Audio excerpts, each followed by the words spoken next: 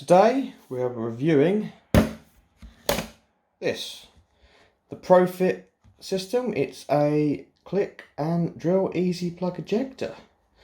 So as you can see, comes in a really nice container, very useful because these are easy to throw in your bags, really good for all your little bits. So in this pack we have 20mm and a 32. These are your two cutters, these are your two arbors, and they go together like this.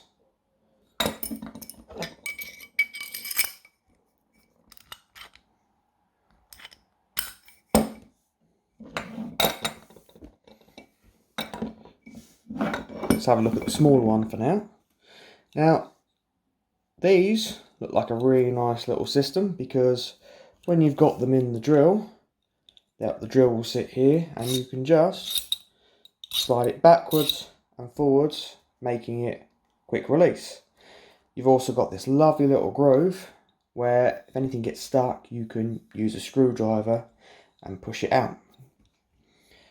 Now, I'm going to compare this to the good old Starrett cutters, which everyone uses, everyone likes. Now, as you can see, there's a number of differences with these systems. First of all, when you're trying to clear this, you're going to have to unscrew it, you're going to have to pull it out, you're going to have to put it back, you're going to have to screw it back. And I find with these, once you've drilled something, it becomes very, very stiff and it locks it into place, and you normally end up having to get two sets of grips to release it. So this system, being the fact you just press this button, pull the arbor out, probably the reverse way, ejecting the waste and pushing it back in until it clicks, is actually a very clean and efficient way of doing it. Because it's not twisting, it's not going to get jammed, it's not going to get locked, and it is going to be a very easy one-man operation, or one-hand operation, to use. What I do like is that the arbor is very secure. You know it's not going to become loose, you know it's going to be solid, and this lock is very, very secure. I'm not worried it's going to come loose, I'm not worried it's going to start turning and crunching. And the length that you can drill out is a really good length. The arbor protrudes quite a lot as well. You can see it protrudes a lot more than the Starrett cutters. So what this means is if you've got an X on your table, it's going to be a lot easier for you to put this drill on X marked spot than it is going to be with the old-fashioned Starrett cutter. Button really nice and big, easy to click, really reassuring. Now, some things that I could say would be improved is the length of this shaft. It's good, but it's a struggle when it comes to tight spaces. So what might have been better is if you had it roughly the same length as what you'd have with a Starrett, because even though it's designed to go back, I'm very certain it will work just as well going forward. So then you've still got the same amount of speed, but you've also got the shortness, so you don't actually have to worry about those tight spaces. Another thing which was a pro earlier but is also a con is the arbor itself. Now, difference between these two is whenever this arbor goes blunt, you can just get another 6mm metal bit and replace it. This, on the other hand, is not so easy to replace. I don't know if they sell the shaft separately or not, but it's not the easiest to replace. Also, something I've noticed, like with different size Starrett cutters, you've got different size arbors. So take the one from the 32, it won't go in.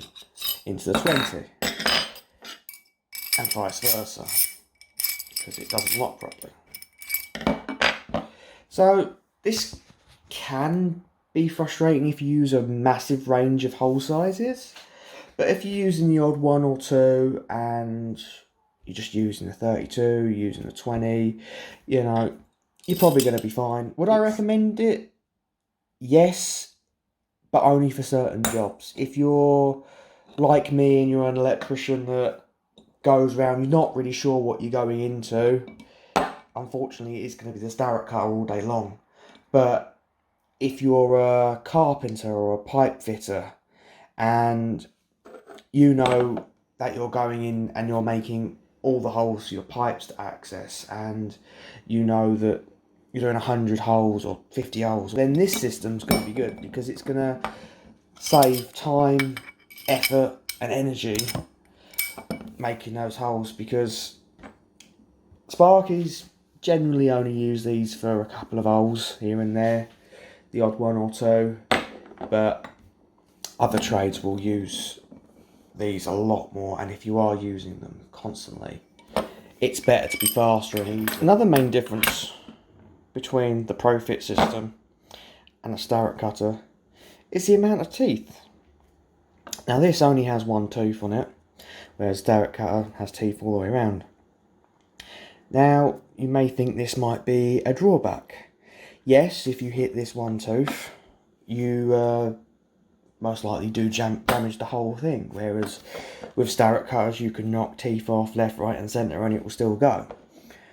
But the one tooth is very, very useful in this setup, because it guides all the debris down the hole and out, leaving just a clean cut, if not cleaner than Starrett's.